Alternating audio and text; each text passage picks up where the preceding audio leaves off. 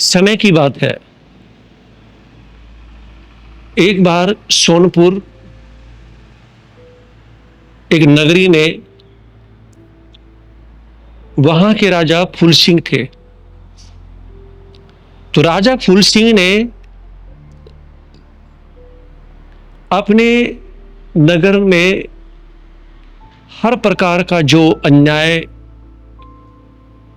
दुख, परेशानी वो सब खत्म कर रखा था कि कोई भी किसी प्रकार की दुख, परेशानी मेरी नगर में नहीं होनी चाहिए, किसी प्रकार का अन्याय नहीं होगा। प्रजा की बात को सुनने वाले वो राजा, हर किसी को सुखी करने वाले वो राजा, समय समय पर वो पूछते रहते थे। जब भी पूर्णमासी आती थी, पूर्णमासी पे विशेष प्रकार से नगरी को सजाया जाता और राजा सवाल पूछता था। तो पूर्णमासी के दिन जब राजा सवाल पूछते तो जो उसका आंसर देता, राजा उसे बहुत मोटा इनाम देते थे। तो इधर से एक बालक, उस बालक का नाम था लखन। लखन जो है अपनी सौतेली मां के द्वारा हमेशा ही सताया जाता था। तो लखन एक बार अपने मामा से कांटेक्ट किया और अपने मामा को कहा कि मामा इस तरह से मैं बहुत ज्यादा परेशान हूं। तो इस तरह से अब लखन अपने मामा के यहाँ पे चले जाते हैं और मामा जो राजा फूल सिंह है सोनपुर नगरी, वहां पर उनके मामा रहते थे। अब वहां पर वो भी रहना शुरू कर देते हैं। तो वहां पर जाने के बाद में लखन को पता चला कि हर पूर्णमासी को राजा नगरी को दुल्हन की तरह सजाते हैं और एक सवाल पूछते हैं, जो जवाब देता है तो राजा उसे मोटा इनाम देते हैं। तो इस प्रकार से वहां जाने के बाद में पता चला इसकी पूर्णमासी को ही एक ऐसा कार्यक्रम, भव्य कार्यक्रम होने वाला है। फिर भी तैयार होकर के, नहा धो करके, नए कपड़े पहन करके राजा सभा में जाते हैं। मामा ने कहा कि बेटा तुम भी जा सकते हो, कोई परेशानी। वो भी चले जाते हैं। अब जैसे ही जब राजा दरबार में आते हैं तो सभी खड़े होकर स्वागत करते हैं, मान सम्मान करते हैं। वो बालक जो पहली बार ही सभा में आया, कौन? लखन। तो सिंहासन पर आरूढ़ होने के बाद में राजा ने कहा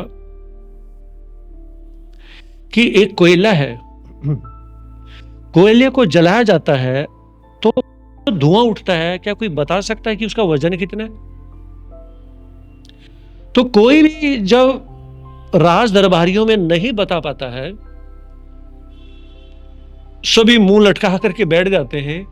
तो राजा ने विचार किया, क्या कोई भी सभा में ऐसा व्यक्ति नहीं है जो ये बता सके कि कोयला जलने के बाद में जो उसका धुआं उठता है, उस धुएं का वजन कितना हो सकता है?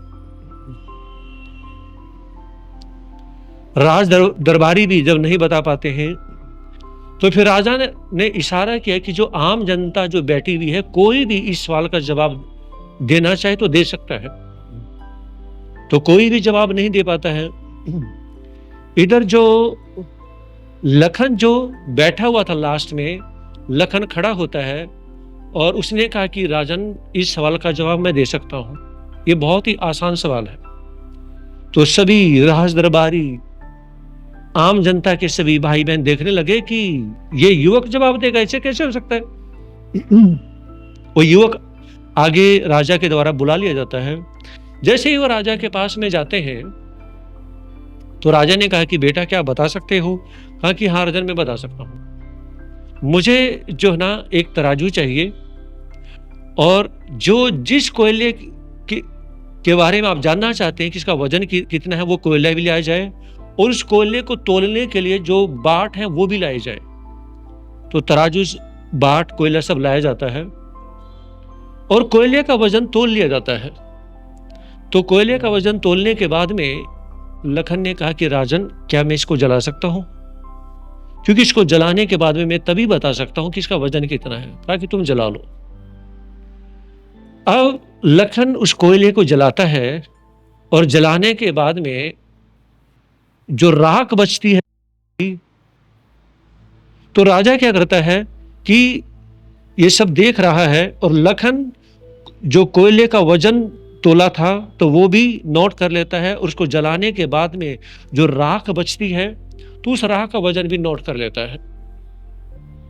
अब कोयले का जो वजन था उसमें से राख का वजन उसमें से माइनस कर देता है और जो बाकी का वजन जो बचता है तो लखन कहता है कि राजन ये इसका वजन है। तो राजा आश्चर्यचकित होता है और सभी कहने लगे वाकई जो इन्होंने तोला है वो बिल्कुल सही है। तो राजा भी कहने लगे कि आपने जो बताया वो बहुत ही अच्छा बताया है। तो उसमें उसको उचित इनाम दिया जाता है और राज्यसभा में दरबारियों में उसे एक उच्च पद पे भी आसीन किया जाता है कि आज के बाद तुम मेरे दरबार में भी बैठोगे। तो कहने का तात्पर्य है कि जिसके अंदर प्रतिभा होती है, प्रतिभाशाली जो व्यक्ति होते हैं, तो ऐसे व्यक्ति आगे बढ़ते हैं और उनकी प्रतिभा अपने लिए भी काम आती है और दूसरों के लिए भी काम आती है। तो उस युवक के द्वारा जो धुएं का वजन बताया गया, देखिए एक धुएं का वजन बताने वाली बात नहीं, प्रतिभा संपन्न जो है तो ऐसे व्यक्ति परिवार का भी और समाज का भी अपना नाम रोशन करते हैं। इन विचारों के साथ ओम शांति।